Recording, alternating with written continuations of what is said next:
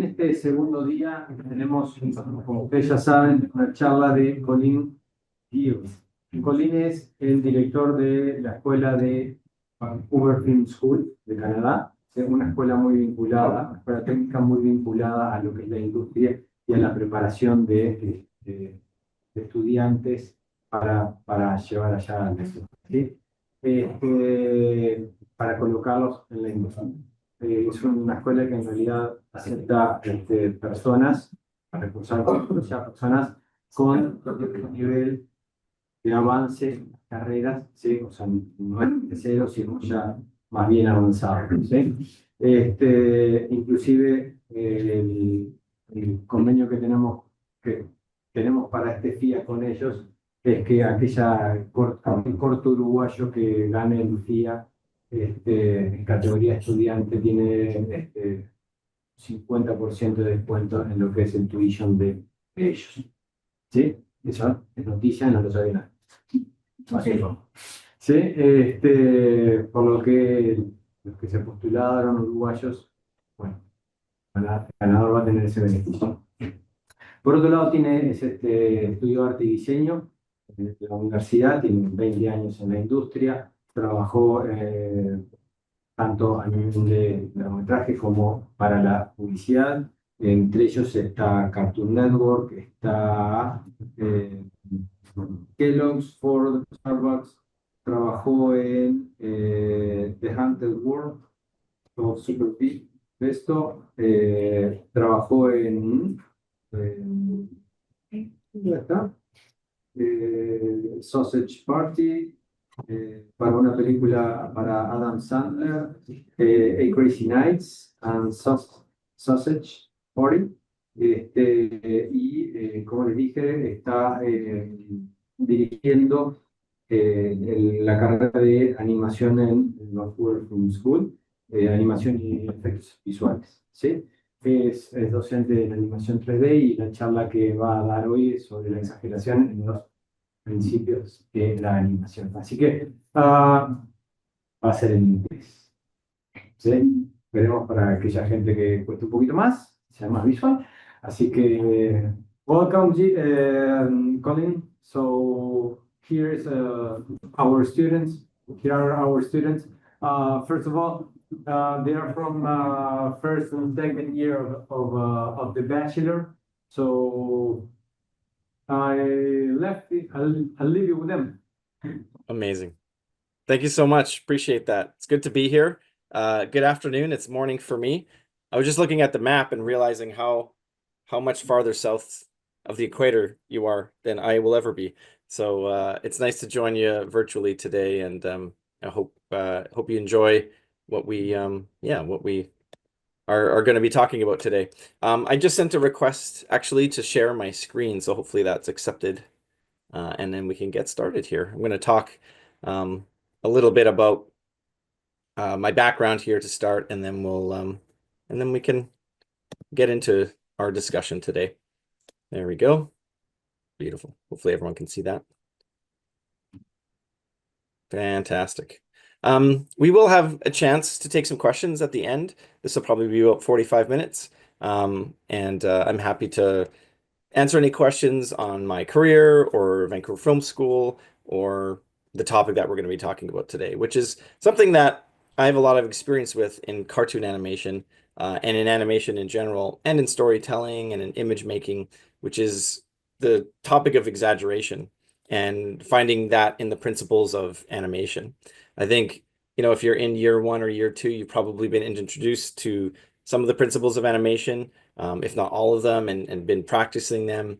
And as someone who's been in the industry now for a long time, I find that there's ways to really focus your attention on certain aspects of the principles and break them down even more specifically.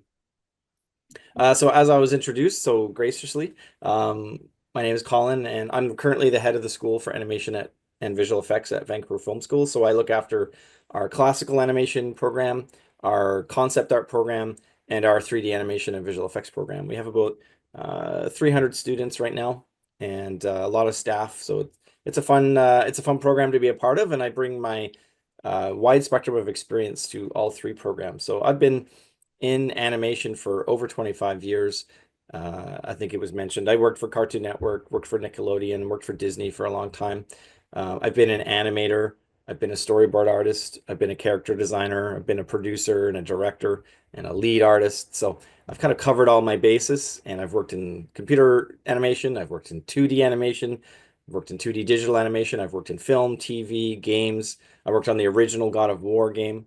So I've just done a lot of everything. I really liked working on television commercials. Um, it's still an art form that I find is really it's quite exaggerated if we talk about exaggeration. They're very, very short little stories, and they feel they feel like you're accomplishing something very quickly. So I always and really enjoyed working on television commercials. And I get to take all this experience now and work with our staff, work with our students, work on final projects, and really bring that experience to hopefully help everybody tell the best stories they possibly can. And that's really my focus is on storytelling. And at times like this, when I get to talk a little bit more about technique, and workshop some ideas with you, that's always an exciting time. So I thank you for your attention today and for spending time with me. So I think before we start, I wanted to kind of focus this on story, which is when you're exaggerating your drawings, your animation, your films, your photographs, your music, whatever creative endeavor it might be, there is a form of exaggeration or editing that happens. Um, I'm sure you've probably taken pictures with your phone and you put a filter over it or you crop it and then you post it, and it's a slight exaggeration of the truth, right? And that's okay. You're trying to get the essence of what it is. But I think it's important to understand your character and the story and the mood that you're trying to connect with to find what needs to actually be exaggerated. I have found teaching animation, and certainly when I was new to animation, exaggeration was make everything big, make everything loud, make it super stretchy, super squashy, and everything had to be kind of very, very, very big. But that's not necessarily what exaggeration actually is. And it also reaches into other parts of being creative and building images, whether through animation or photography or visual effects or whatever it might be, more concept art. It's really important to understand going into your creative pursuit what actually needs to be exaggerated so that I can communicate the story clearly to the audience. And I wanted to also focus on this word, animation, which, the word animation kind of gets used as a general term. Um, I teach animation, but there's so many parts of animation, right? But I have found that the word animation is very beautiful.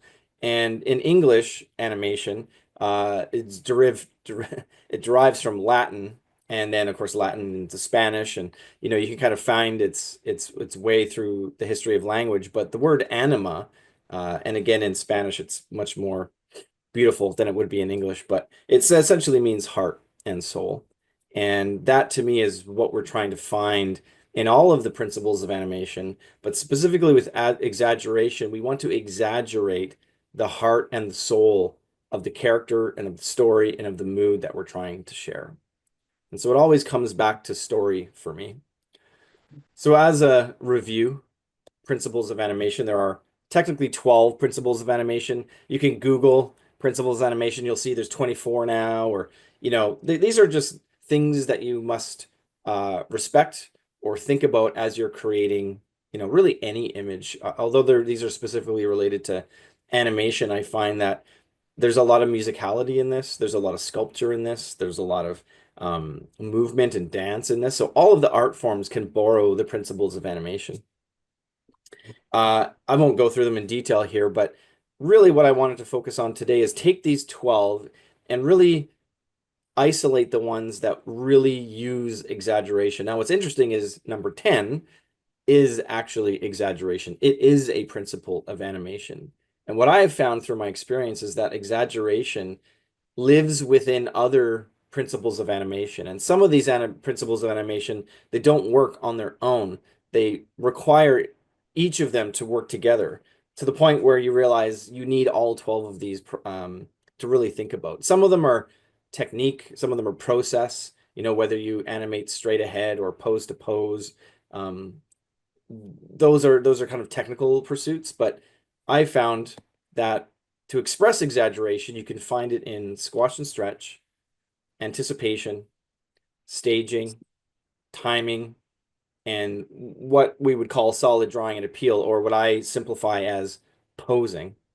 So I'm actually going to focus a lot of time today on staging and posing. I think those two things are really good general things we can talk about today. I've got a little bit about squash and stretch and a little bit about anticipation and timing, and I'll cover that.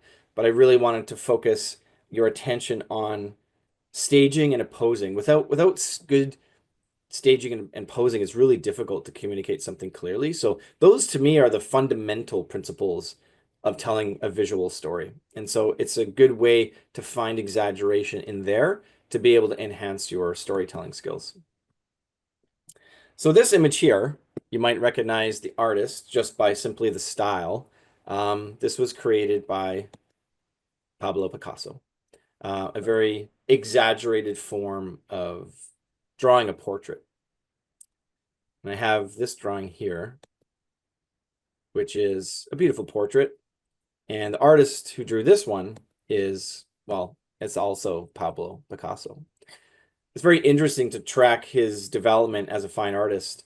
He was very structured. He really could produce amazing, classic, almost Renaissance style images, and got to the point in his career where he started to exaggerate the feelings, not the feelings necessarily of the character, but how he was relating to the model that he was seeing, the way his brain was working, the way his mind was working, the way he saw the world was becoming exaggerated. And so his work evolved into this very abstract, exaggerated version of portraiture and image making. And I find that it's such a fascinating example of presenting exaggeration as a form of emotion and finding the emotional meaning in your images through these principles, so that the principles of animation elevate themselves. So rather than just being a checklist of, oh, did I accomplish this today? It becomes, how do I feel? How does the character feel? And how does the audience feel about my animation, my film, my music, my dance, my writing, my comic book, whatever it might be? And I find Picasso is an amazing example of someone who really found the freedom of expression through exaggeration and the freedom to express his emotions through his art. It's very powerful. I also find that exaggeration becomes a teaching tool. I generally, when I'm giving notes to students on their work, I will focus my energy on how can we exaggerate specific parts of this? How can I exaggerate where the character is looking? How can I exaggerate the weight of that character, or the speed of that character, or the weakness of that character, or the silence of that character, or of that moment, or of that image?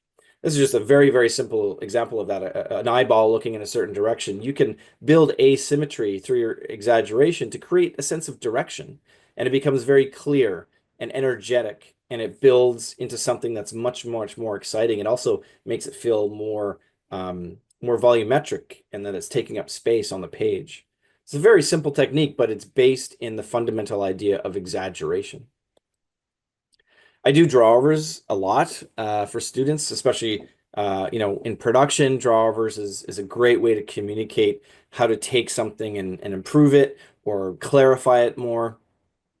And in this example here, this is a drawover I did for a student a while back, just exaggerating form, exaggerating how the flesh collects around bone and how you can really show weight and the mass of this kind of like thick, heavy alligator who's still cartoonish, but feels like connected to the ground and feels like there's a sense of volume to it. And what I'm doing here is I'm just simply taking what's already a very solid drawing and a very interesting and fun character, and I'm exaggerating the forms, and I'm exaggerating the weight and how everything moves around the mass of that body to create something that feels even more connected to the world around it and communicates even clearer to the audience.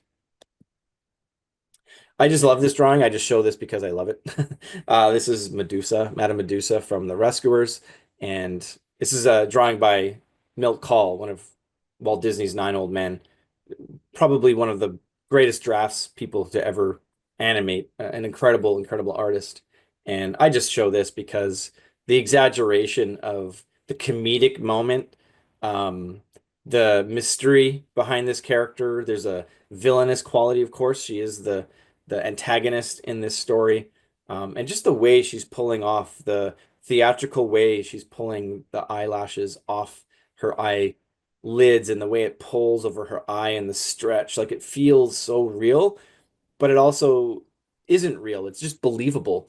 And the forces at play here and the exaggeration is wonderful. Where what's interesting is even her hair is quite exaggerated, her forms are exaggerated, the shape of her face and her nose, it kind of drips around. And then this eyelash sort of composition is just it's so powerful. And I just love an example of this as a fundamental isolated version of what exaggeration can be in animation. So we're going to start with some of the principles of animation. I'm not going to go through them step by step. I just have some ideas that I want to share with you. I do teach this workshop in person, and we have a slightly different way of doing it. So I'm going to hop around a little bit, and I'll just sort of point out when I'm talking about certain principles of animation. But I wanted to focus first of all on timing and spacing. Timing is one of the principles of animation. Time is something that we control as animators. We get to work at 1/24th of a second, and we get to adjust that timing. And the only way you can adjust the timing is by taking those frames and understanding the space between each of those drawings or each element of that drawing. And by really understanding the relationship between time and space, you can affect its power, and you can exaggerate the time and you can exaggerate the spacing by understanding the relationship and the formula that happens together. And you can get different kinds of movement. So time plus the change of space is actually what creates movement in animation. Even in CG animation, stop motion animation, hand-drawn animation, motion capture animation, filmed entertainment, it's all time and space. And we get to kind of play in the sandbox of that and produce different feelings. If you want something to be really tension-filled, you're not going to move something a lot. You're not going to move space, but you're going to drag out time. If you want something to happen very powerful, you're not going to use a lot of time, but you're going to move something in a vast amount of space. And so those are the two extremes of things where you can get an emotional impact just by understanding how time and space work together. So this is a little run that I animated, very simple. This is part of a demo of how to make a character run from a standing position. It's very, very basic. But you understand that the character is running off screen, as we'd say, off screen right or left to the character. Just a bouncy, fun little walk or a run. And there's nothing necessarily specific about it other than the fact that the character is standing and then they're running. And by shifting our relationship of time and space, we can create the same movement in a very different emotional way. And so we can exaggerate how that character leaves the screen. Now, we've essentially just have this character gone, and we use some dust effects to kind of illustrate that the character was at some point there, and our brain fills in the rest. But essentially what I've done here is I've taken away time, and I've increased the space of which that character has moved in one drawing or one or two frames. And it's created a completely different emotional mood to how this character is leaving. They're leaving in a hurry, they're scared of something, or they're excited for something. We can create a very much more specific dialogue with the audience to understand where this character is actually at. So to me, that's the most obvious way of exaggerating the principles of animation through timing. Now, in this example here, there was poses, right? There's poses that express the character standing. There's poses that very clearly express that the character's running. I had in the second example a big exaggeration, anticipation that really shows that the character's about to leave. And so that illustrates that without good poses, you can't have good animation. It's so important to understand where you can address the principles of animation, including exaggeration, in your posing to really improve how your work is communicating to the audience.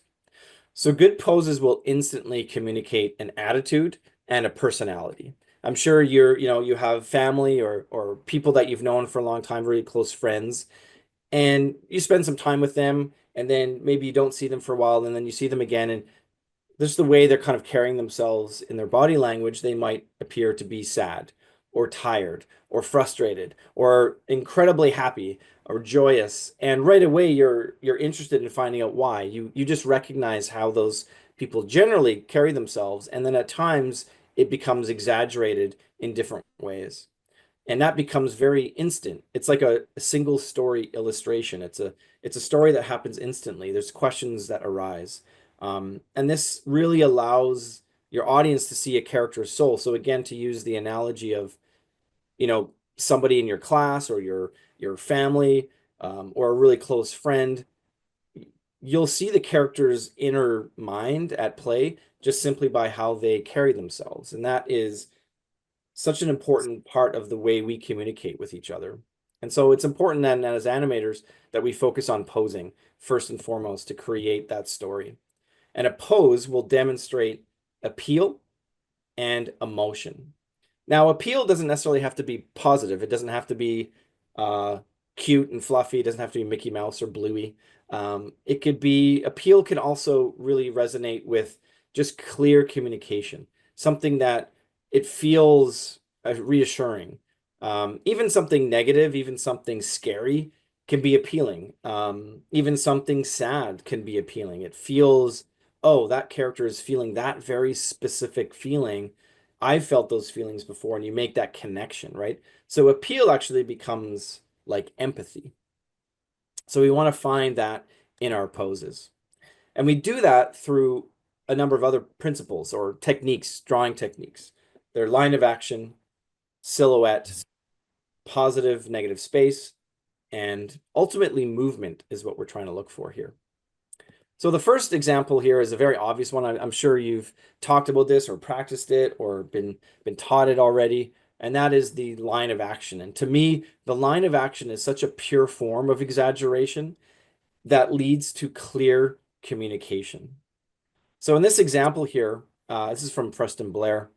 I just love this page. It's amazing to see the difference in two, or the same action drawn in two different ways. So the cat punching the other cat in the left side is okay. That's a character kind of punching, but there's no force, there's no energy.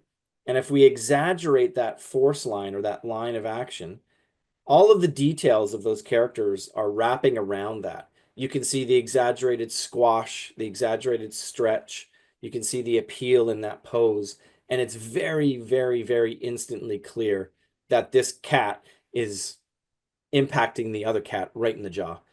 There's no doubt about what's happening. And then for me, and what my dopamine hit is in animation is when I see two drawings or three drawings and you flip them or you scroll back and forth and you see the animation start to happen. When you have really good line of action and then another good line of action and then another one and they contrast, they really build forceful, impactful animation. So at the bottom here, you can see this character's hitting the ground with a wooden bat. And there's the wrong version of it, which again is showing the character holding the bat over his head and hitting the ground, but it's not very clear. It could be other versions of it. It feels very weak or timid, but we want that big, strong, impactful, cartoonish, exaggerated action. So this is a very pure form of the definition of exaggeration, right? Something big, something loud, but more importantly, it's very, very clear. It really strengthens the dramatic effect, and it really strengthens your ability to understand exactly what that character is doing. And that's really what we're trying to do, is communicate our ideas as efficiently and with clarity as much as we can. So our line of action then can create contrast. It creates that clarity, and it really enforces the force behind that pose. And what's really great is when you're acting in animation or you're moving a character and you have those lines of action, you can use them to contrast. you know, a reverse C to an opposite C into an S curve, into a point, whatever it might be, whatever action your character is, you can start to then contrast those lines of action to really build strength into how your characters are moving through space. How the character is feeling really dictates how the character will move. So again, this goes back to what is your intentions, right? What is the mood of that character? What is the story that's happening here? How does the character feel about the situation? You see here, we've got two characters talking to each other. And in the top version, it could be any conversation. There's nothing specific about it. It's well drawn. You know it's SpongeBob, but it doesn't have any sense of being. It doesn't have any sense of meaning. But the one on the bottom, suddenly there's some humor to it. There's some specific action. The character's trying to get his attention, and we're also, you know, thinking like, well, yeah, he's moving away from him, and the two characters feel like they're actually in the scene in that moment, and it's happening real time. And so that's an exaggerated way of building story into your images. We want to push our poses to create the best version of the emotion. We don't want to necessarily make the best drawing. We want to focus on what's the best way to communicate this emotion. And by, you know, having a character look in one direction is great, but if you can have them twist and look in that direction, or lean into something, or express the mood in a way that actually reflects truly how they're feeling, you'll actually allow the audience to feel that too. And so we exaggerate how these characters are actually living in that three-dimensional space. We need to make it clear. I love this version of a run where you can be running, but are you running to something or are you running from something? It's two very, very different poses. And that exaggerated lean, that exaggerated line of action and that direction will give it meaning, right? It makes the audience connect to the character and say, oh, I really understand what that character's feeling and what their mission is. I like to break my line of action sometimes into a ladder. You can see here Tarzan on the left. I've just taken the key points of the body. I've taken the eyebrows, the clavicle, the hips, the knees, and the ankles, essentially, and the wrists. You can do that too, to kind of create this connection point. And when you twist it, they should all align. And you can see here that the horizontal lines all fit together and they flow down this S curve, almost like a river, all in connection with each other, except for the eyes. And that's where that intersection point happens. And so by exaggerating that and by creating that contrast, I actually create the space where I want the audience to look at. I want to look in Tarzan's eyes. And so I've created and aligned the body and the line of action in a way that forces you to look in his eyes, because that's where the contrast is happening. That's something that we'll talk about in a few minutes, even further, because I think it's a really, really important principle of exaggeration. This was something I learned when I worked on Ren and Stimpy many years ago, and our goal was to always never repeat the same pose twice. We never wanted to have a library or a stock pose for the characters. And the other goal was to make, if you had the silhouette of the character, make the energy of the line, the way the positive space connects with the negative space, if that can communicate the pose and the emotion, or at least the intention of the character, then you probably have a good pose. And this is, you know, also building line of action to it and clarity, those types of things. But as you can see here, it's just a simple silhouette of SpongeBob holding out a gift.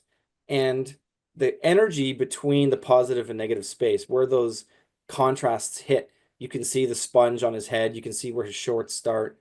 You can see the bow on the gift. It's very clear what's happening. And so that positive and negative space, not in isolation, but how they work together, exaggerates the ability to communicate clearly, again, what's actually being communicated to the audience. So all these things start to work together to really create something that's powerful. And then finally, I wanted to move into composition, but it's through the idea of movement and exaggerating movement, even in a still drawing. We come back to Medusa, Madame Medusa here from The Rescuers. Again, another great milk call scene. And the intention of this scene is to find the emotion of Medusa yelling into the phone in real frustration and anger. And so I've drawn these lines over top of the pose to illustrate to you how everything is leading into that focal point, that everything is exaggerated. The bow on the coat hanger in the back, that purple feather boa, is pointing down into her head. Her arm is leading into her ear, the bend on her body, the angle on her elbow, and then all of the lines on the desk. Everything's moving our eyes towards that focal point, which is her emotion and her focus on yelling into this phone. It's where we need to be looking. So we're creating movement, not just movement so the character feels alive, but also movement of our eyes through the composition. So we want to start with gestures, like just real simple gestures and that line of action, and try and, if you can capture the general idea of your pose in a very quick drawing, or like a thumbnail, we would call it, you're really seeking out forms and in space just for construction. And then we can add details later, because the details should be the icing on top of the cake, or the sprinkling of sugar on a cookie after it's done baking. You want to, those are the detail parts, but the form of that pose and the acting that's going to come out of that animation is rooted fundamentally in the gesture and the body language and that exaggerated idea of how that character's feeling. So this is a shot that a student produced. This is a number of years ago now, and I have her permission to show this. This was an animation exercise trying to show weight, character mechanics. And so I was tasked with giving her feedback, and I found that we needed to exaggerate some things. And so through drawing, you'll see here my drawings. One second, next one. Is just trying to exaggerate the weight, exaggerate the line and force of how that character is moving the sword into a position to strike the wooden pole. I also wanted the pole to move, so we would feel that impact, and then ultimately how he's pulling it back out of that structure. So you're seeing exaggeration work on top of existing animation here as a way of not changing the performance necessarily. The idea is still the same, but how can we take what's already there and build on it and exaggerate the force, exaggerate the timing and spacing, exaggerate the silhouette, exaggerate the impact of how this works, and then ultimately the result of it.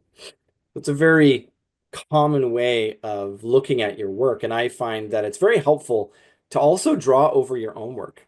You don't even have to be like a good drawer. These aren't necessarily beautiful drawings. I'm not going to frame these. My mom's not going to put them on her fridge.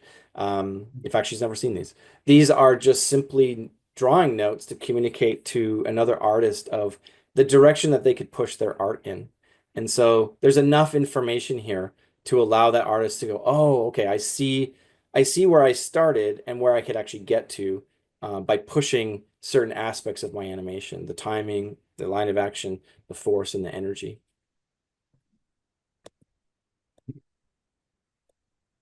So that leads us to sort of the last point, which I'll spend a good amount of time on here. It's about composition and about really finding the emotional meaning so that the composition will support that. I think it's really important to think about the frame, even with I got my phone here, everyone's got a phone, right? You take pictures all the time, or we create images, you're given assignments, you draw drawings. And I think it's really important to understand what the frame is doing, and to, even if you don't draw a frame, to think about having a frame and how the relationship of all those elements in that frame can be exaggerated to support the emotional meaning of the character and of the story. Because again, it all comes back to that. The principles of animation are designed to tell better stories. A simple drawing. There's no story on this left version of this skeleton cool character, but there is a story on the right one. Again, they're both just single images. They're not animated, but they feel alive. There's a sense of connection. There's a sense of composition, so that we get a realization of movement, of direction, and like I mentioned, connection between those two characters. There's also a sense of humor in it as well. So we get an idea of the kind of story that we're involved in. And one of the most important aspects of composition is the relationship of line and space.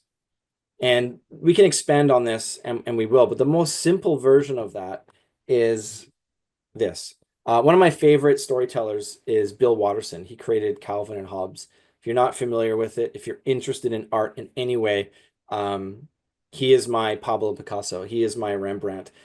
He is my Mozart of art. I love Bill Watterson, and I love that he uses the frame in such a way to help enforce the meaning of the story. And so we have a simple start here in the first panel.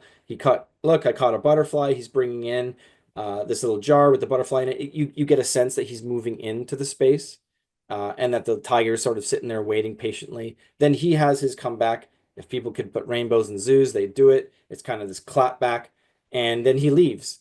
And we see that in the third frame by the way his tail kind of curves out of there. It creates almost like a sense of animation. And Calvin, it's kind of like, oh, he's making that realization. And then the very last frame is filled with meaning, this decision that the character's made. He opens up the jar and lets the butterfly go. And that huge, vast amount of empty space really creates a sense of serenity, of meaning, of freedom, and thought that the character's going through, this lesson that he's kind of learned, right? And although it's humorous, it also has an emotionality to it. And this is a very basic version of that relationship between line and space. But we can also have that relationship with the assets, the actual objects in the frame. I'm a big fan of Stranger Things. We got season 5 coming out soon, thank goodness. And this is the poster for the very first season of Stranger Things, before anybody knew what this program was or what it was going to be. And the way this is framed out, this is, again, the very first poster that anyone ever saw of Stranger Things that had any sort of humans in it before after the logo was revealed. And what I love about it is the way the objects relate to each other to tell the story and to build mystery so that you're interested in watching the show, which is what a poster is trying to do, is trying to introduce you to not only the characters, but the central mystery, the central conflict that would be happening in that show. And so we have this character who's framed, he takes up the most amount of space of any of the characters in the frame. He's looking in a very specific direction. He's looking at the bike, and this red bike is sitting there on the ground. It's sort of topped over, and it takes up basically the bottom quarter, almost the bottom third of the whole frame. We, as the audience, know he's looking at that bike because the light from his bike is angled in such a way that it's highlighting the bike. Then we have this mysterious object behind him, this building with satellites, and it's framed by these trees. And again, remember positive and negative space and that energy that happens. There's a lot of detail. There's a lot of, leafless trees. And then there's this kind of high walled, mysterious building. And then, of course, we have our two other characters in the background that also have their lights pointed in that direction, but take up less screen. So basically, we're asking what the characters are asking, which is, where did this other character go? Clearly, there's 4 bikes total. We have 3 characters, 4 bikes. Where's the 4th kid? That is the central question that's happened here. Strange things are happening through the relationship of the elements in the frame and how they are arranged creates meaning. And that is where the story is found. So how does your frame support a story? Well, I found these 3 examples, 3 main examples. So in this example here, we're seeing very staged compositions. Everything's very horizontal. There's no foreground elements. There's no crazy camera angles. And there's not a lot of depth, actually, except for maybe the middle one on the left. These are comedic moments. These are comedic films, actually. We've got Dumb and Dumber, and we've got Bugs Bunny cartoons, we've got Three Amigos and Nacho Libre and Little Sunshine. These are films, these are stories that have a lot of humorous content in them. You would consider them comedic films. And so we stage the comedy in a very specific way. And then if I go to the next example, now we're seeing a grand sense of scale. We're seeing cities being consumed by waves. We're seeing Iron Man as this little dot being chased by a alien monster. We're seeing, Tom Cruise hang off another building. We're just seeing a greater sense of movement a great sense of scale. And as such, we're seeing action scenes. We're seeing excitement, tension, energy. That's very different than these, which are more calm. And so if we want something funny to read, we don't want to distract the audience. We just want the action to be funny or the dialogue to be funny. So we stage it in a way that we allow the comedy to happen. In action, we want the audience to feel like they're there with the characters in that emotional moment, in that action moment. It could be scary, could be exciting, could be joyous and sort of victorious. It could also be incredibly scary and apocalyptic in some ways, but it's very, very exaggerated in that. And of course, we're shifting the angles, we're creating a sense of scale, we're shooting up, we're shooting down, we're really taking advantage of the three-dimensional space. And then finally, the third example is drama. So we have comedy, action, and drama. And to me, those are the three very, very fundamental basic ways of communicating story through mood. A comedic mood, an action mood, and a dramatic mood. The moment where Darth Vader tells Luke Skywalker he's his father. It was such an incredibly dramatic moment. Being chased by a dinosaur, being faced with violence in the middle two frames, or feeling connected to a character and bringing the camera very, very close to their face and framing that moment, whether it's her or driving Miss Daisy here. These are very, very dramatic moments. And so we frame it in that way to heighten the emotional meaning of those moments. And what's really funny is, as I studied this more, I realized, oh, wait, in a single story, in a single movie, take Jurassic Park or take a Star Wars, or take a comedic movie, there are also action moments.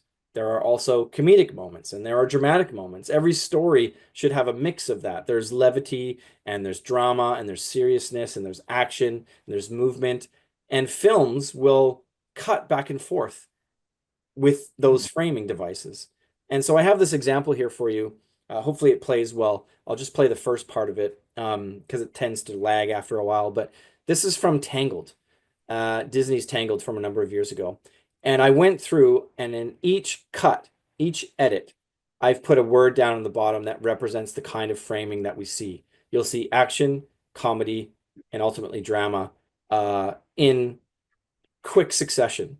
Now, this movie would be an animated, romantic comedy musical. You could genre kind of base it in that way. But in terms of framing devices, action, comedy, and drama in an exaggerated form will enhance those specific moments, even in a single frame or a single scene, sorry, and you'll see how quickly we can cut back and forth in that. And the language supports what's happening, and you don't even notice it. It just feels natural.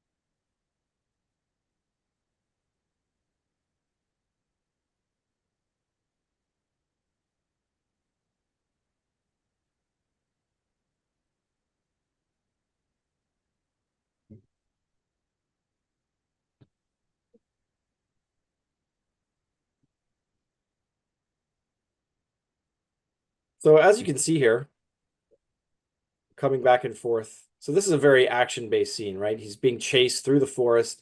It's very, very exciting. You turn around and suddenly he's going to reach for the bag, right? And now this is kind of a gag moment. And the character reaches for it and they spin around. And look at how it's staged. It's very flat. And then we cut to the next scene where suddenly we have to get back to the chase again after this bag is now hanging. And now it's action made because now this is an important thing, right? This is his item. It's hanging off this branch and now they're going to fight for it. But while they're fighting, it becomes funny. And again, we stage it very flat. And in the next shot, right here, now he's like hanging on for dear life. Extreme camera angle, action-based shot. and it leads to the end gag of the scene, which is, of course, he grabs the bag and flings the branch off. Action, and then we cut, and it's comedy. So it happens really, really fast. There's another scene right here. So this is when Rapunzel sees the town for the first time in her life, essentially, that she can remember. And it's very dramatic, right? It should be dramatic. This is the most sort of highest emotional peak that she's had at this moment, which is she's finally out of the tower. She's finally back at this village, and she's going to find out who she is, essentially. Very dramatic. So we get this very dramatic sense of scale to what's happening here. It feels dramatic. But then in the background, we've got these two guys still going at each other, these little comedic moments that happen, and they're fighting each other, you know, and it's staged very comedically. So again, we can use those three framing devices, comedy, drama, and action, and snap back and forth, even within a series of scenes. And we don't feel it, we don't notice it. We don't sit there going, oh, that's a comedy scene, although maybe now you will. But we feel it, right? As we're going through, we like, oh, that's a scene that I laugh at. That's the scene that I feel tension at. That's the scene where, you know, I'm calm. And then you go back and, oh, that's the laughing scene again. And we stage our elements within that in an exaggerated way to enhance those three ideas. So the idea is to have a specific point, right? What is the purpose of this scene? What is the character supposed to be feeling? How do I want the audience to be feeling? We want to create a sense of wonder in our dramatic scenes or our action scenes. We really want to make sure that everything belongs in that frame. We don't want extra stuff that's going to distract. We don't want our camera in a position that's going to distract. We don't want, you know, other bits of detail in there that are going to take away from that. And we ultimately want to make it emotional. So my final example here then is just simply looking at the camera. How can we use the camera to exaggerate what's already happening and exaggerate what the character's feeling? The most simplest way is, of course, of where you put the camera in relation to the main character. You could isolate the character, make them feel lonely by pushing them way in the back, or maybe that becomes very dramatic. Maybe it's very comfortable in a medium shot. We want to hear them talk. Or maybe we go super close and see their eyes and see how expressive they are, really feel that emotion. We can exaggerate where the horizon line is in relation to the character. If it's below the character will feel very powerful. If it's way above the character, it will make the character feel less powerful. Or if it intersects the character, maybe it makes them give a sense of scale and drama to where they are in location of space. And then, of course, we have this is a just sort of a general composition rule, but it's called the rule of thirds, right? You intersect your frame into 9 sections, and those 4 intersecting points are generally where you want to put something interesting and guide the eye to that. And for me, what that means is this is where we put the area of greatest contrast. And this is my final note on exaggeration. This is exaggerating contrast so that you will direct your audience to look exactly where you need them to look. So in this case, you'll see the darkest dark and the lightest light are right on that rule of thirds down in the bottom around that character. It's the main focus of that frame. Our eye will travel around, but we're exaggerating the contrast so that I can make you look exactly where I want you to look at that character. This film here, from the talented, not talented Mr. Ripley. Anyways, this is Ben Stiller. You're seeing this black shadow behind him and the sun hitting his face. That is the area of greatest contrast. It's where the lightest lights and the most amount of dark hit each other. It's on the upper left third. It's the area of greatest contrast. It's exaggerated. It's where I need to look. It's where I want to look. I want to see the characters, you know, the face and the expression and the emotion on him. You've probably seen this before in any sort of basic composition class you've taken. This is the golden rule, right? There's many different kinds of versions of this that you can then exaggerate how all the elements align within that frame. You can create circles, you can create V's or crosses or S's or pyramids or radial explosions. You can have different triangles within your frame. This is a way of exaggerating, again, how everything relates to each other to create the proper mood and emotion that you want to communicate to your audience. We use balancing elements in our frames to exaggerate the distance between things and to balance out the frame, or to unbalance the frame if we want to make something feel uncomfortable or gain power to a certain element in our frame. We will use leading lines. So we'll exaggerate the way we look at something. If we're walking down a path or riding our bike in Holland, you'll see, these windmills, and it would take a very purposeful stop to have this frame the way you look at it. So it feels a little off, but it is very direct. It's very purposeful so that we get that sense of depth, and it makes the centered element of the windmill feel very important. Something that's really fun to exaggerate is symmetry. Symmetry is not generally how we see the world. It will be something that you have to, again, purposely align for yourself. It feels very foreign. It feels very kind of fantastical, actually. And something that Wes Anderson uses in his movies a lot is just to create this kind of storybook feel where everything is perfectly aligned. We don't generally, again, see the world in that way. But if we frame it that way, it gives it a certain emotionality, it gives it a certain mood and a certain style that makes it feel like, oh, these are real things happening to real people, but it's kind of in a fantastical world. This is not a world that I live in, but it's something that maybe feels connected to me, and using that symmetry to create that style. We can use patterns in our framing. The repetition of patterns, they can bring meaning to a situation. In the case of Star Wars, these patterns mean the dark side. They're the Empire. It's the pattern of like certain group of people. It's certain colors. It can be the costuming, these types of things. The repetition of something will give meaning to it, and the way you frame it can create an additional meaning to that.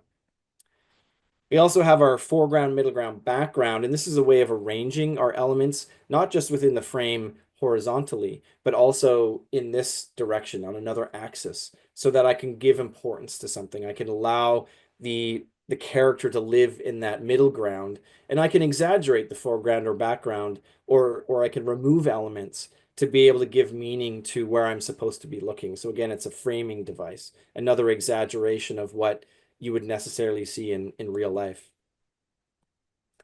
Another great example of exaggeration is like if you just write something, in this case, the batter hits the ball. It's a very simple action. And there's a drawing. That is the what is happening. But exaggeration will allow you to figure out how to show it. So in this case, we have a much, much more action-based version of that. We see this, it's almost like we're the pitcher, the camera's on an angle, the ball is coming right towards the camera. It feels very, very heroic and victorious. And it is still just a batter hits a ball, but there is now meaning to it through how we actually decided to frame that device and frame that story. Finding contrast, leaning. Again, these are exaggerated versions of a singular action. So a character standing through a door, if they lean in, that gives it new meaning. If they lean away, that gives other meaning. The way you frame a person in a door far away creates a sense of mystery. The way you frame them close up, in this case, in the bottom, this character driving a car, it gives, again, more emotional meaning to it. So it's based on the exaggeration of what's there. The other thing, too, is exaggeration can be the lack of something.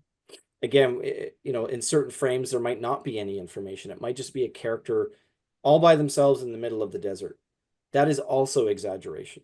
The lack of sound, silence for a long time is exaggeration.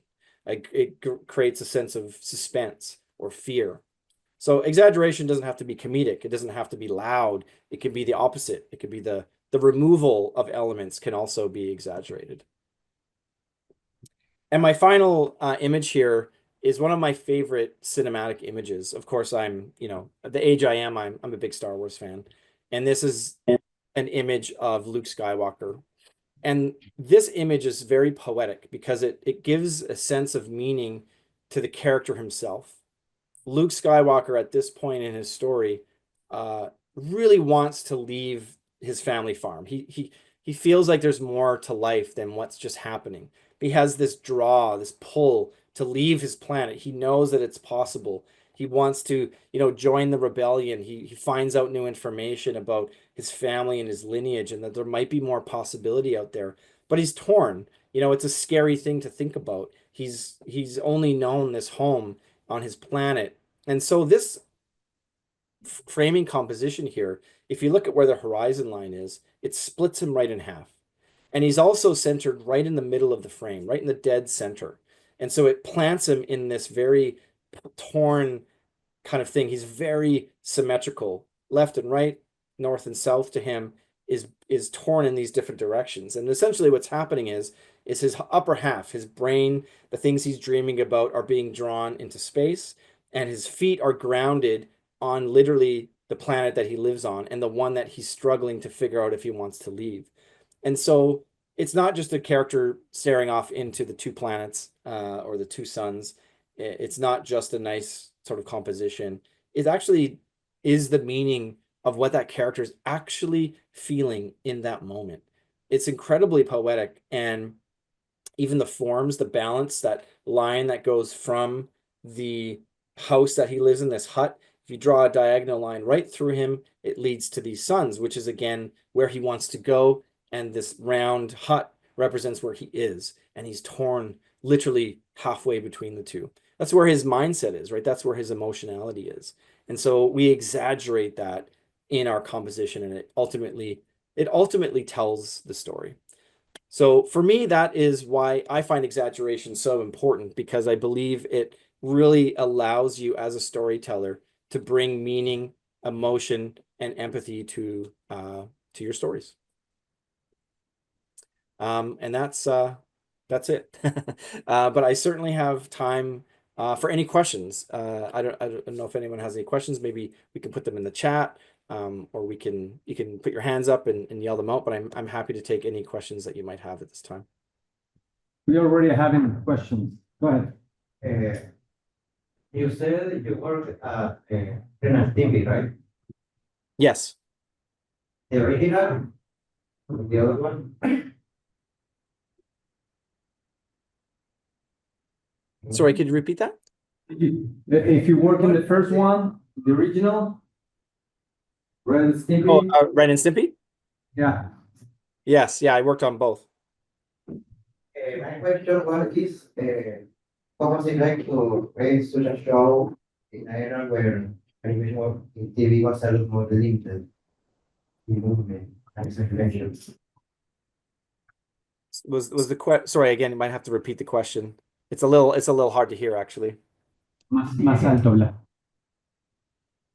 O decímelo yo simplemente. La pregunta mía es cómo se sintió hacer un programa tan exagerado en una era en que los animados de la tele eran como más limitados. He's saying, how does it feel to work in a exaggeration TV show in an era where they don't exaggerate much?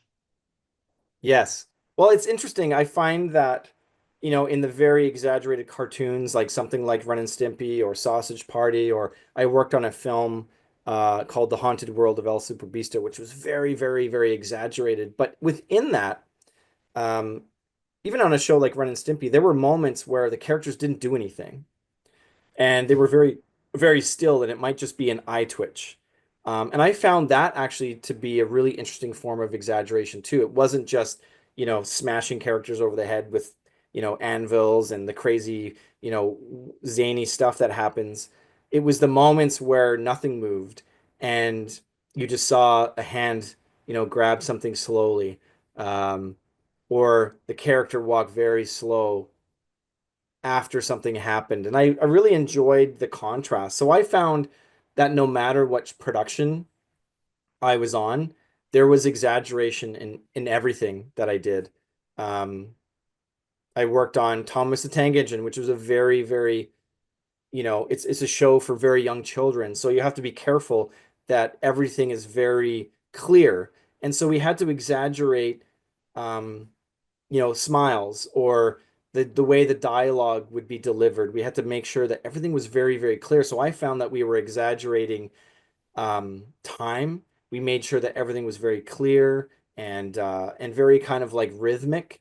And then when something would get exciting, we would pull it back just so that it wasn't too scary or it wasn't too over the top. So I found that very interesting as well. So basically, to answer your question, is this talk is based on my learning that exaggeration is in every aspect of every image and every show I've ever worked on in different forms. Right. Wait. No. Hi, do you hear me? Yes. Okay, nice. I have a question. Are there any cases where exaggeration can go too far?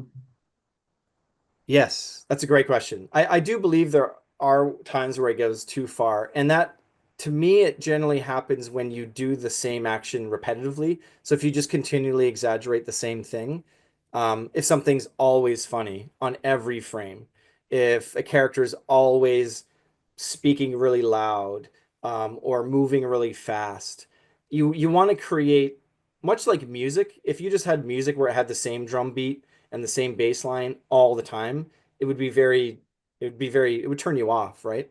So I find you can have too much exaggeration through the repetition of that exaggeration. You want to find the rhythms through that. You want to have a little bit of fast, a little bit of slow. You want to have that contrast and variety of exaggeration in your animation. Yes. Hi, you can listen to me? Yeah, I think I can hear you well. Yeah. Okay. First of all, I really enjoyed the lecture. I found it really useful, or I'm really passionate about animation, so I really found it really useful. I wanted to ask about if the Vancouver Film School offers any plan for exchange students or any like online course or any online lecture that we can like sign up for. Sure. Yes, we are currently working on exchange or pathway programs. That's actually kind of why I'm here today, to introduce ourselves. But we do have some online workshops that are available. You can find those on our website. We do character design ones. We do introduction to different software. We kind of have new ones every quarter. So like every 4 months, every 3 months, there'll be new versions of that. So sometimes we have ones that are just weekend long. Sometimes we have them where they're once a week for 7 weeks. So there's quite a lot of selection in there. And that's a great way to kind of connect with us. The question? En español, vale. Sí. Can I have a so fast comment, like for you guys? Colin, Yeah. sorry, only 1 second. Chicos, y de hecho vamos a tener un invierno acá en Canadá, que va a ser en enero, entonces próximamente los vamos a invitar en caso de que quisieran venir a un curso con nosotros en VFS. Y de todas formas, como dijo Alejandro, estamos trabajando pues muy de la mano ahora con la ORT y nos encantará que ustedes formen parte también de esta experiencia con VFS. Muchas gracias. Perdón, solo rapidísimo la intervención. I mute myself. Right, thanks. I want to know what's your opinion on AI? If you think that we should consider using it for revenue, or should we avoid it? Oh, wow. That's a big question to end on. Do we have another 4 hours? I'll try and give you my really quick opinion on AI. Okay, let's see how I can make this really quick. There's two sides of AI, and I like to look at AI as not bad or good. I look at AI as inevitable, much like the combustible engine, much like personal computers, much like smartphones. They were inevitable, and we changed our behavior. We adapted to that new technology. Now, AI is infinitely more powerful, and it can help us in a lot of ways, and it could hurt us in a lot of ways. But rather than looking at it as a positive or negative, I look at it as it's in its infancy. And there are aspects of it that I think you can affect. So rather than waiting for AI to just become what it's going to become, you're in an amazing position, especially as young people, to adapt along with AI and to push back at the things that it shouldn't be doing, and to understand that your role can never be replaced by AI as a storyteller. AI is going to be great at replacing mundane tasks, and in some tasks that I hope it takes. To me, what I tell my students is it's becoming more and more important to understand how to become a better storyteller, because AI will challenge us with tasks and computing, but we can challenge it with our own humanity. So we'll always need, it's a human, it's part of our DNA to share stories. It's been since the beginning and the dawn of time, we've shared stories. You look at cave paintings, you look at the Bible, you look at movies, you look at music. These are all forms of human expression and human storytelling. We have a desire and a requirement as humans to share stories. So that's kind of my very quick essay on AI, which is we're in a position to affect it. Make sure you're controlling it and that you don't allow it to take over you, much in the same way we had with a computer. You have to control it, you have to use it, and you have to use your, as Spider-Man was told, with great power comes great responsibility. So I believe we have a responsibility to use it wisely and to use it to increase our ability to share stories with each other. That's my soapbox. Thanks. One more? Yeah, sure. Another question. How difficult was for you to start working with like big, huge companies as Actualmente? Yeah, it's a great question. I started right after school. I had a short internship or a job shadowing week, and I remember my father telling me, don't worry about the work that you're producing, just worry about how you produce your work. So how you're acting in the studio, how professional you are, ask questions, be engaged. And I think because of that, they hired me. And I've tried to use that mentality for my whole career, which is be curious, build relationships with people, be trustworthy, always show up on time. I always say if you're 2 minutes early, then you're 2 minutes late. Like always be connected, always build those relationships around your honesty and yourself and the truth. And that's really kind of guided me into different companies. I've worked for big companies, I've worked for really small companies, but I've always, at the end of the day, you work with people, right? So when I'm now in a position to hire, I hire the best people. They might not be the most talented artists or have the most amount of experience, but if I feel that they're going to fit with the team, and that they're going to bring themselves to the job and that they're going to be curious and that they want to learn, then I would love to work with them. So that's how I've tried to approach my career is on that professional basis. Great answer. Yeah. Anyone else? Okay. Okay, Colin, thank you very much. Thanks, Vancouver Film School. Thank Very you. welcome. Thank you so much for having us. Yeah, thanks you. Thank you so much for your time. Thank you, Colin. Thank you, Alejandro. Thank you, guys. Have a good afternoon. Gracias a todos. Thanks, Alejandro. Hope to meet you in person one day down in Uruguay. Yeah, could be amazing. Bye-bye. Bye, Bye now. chicos. Gracias.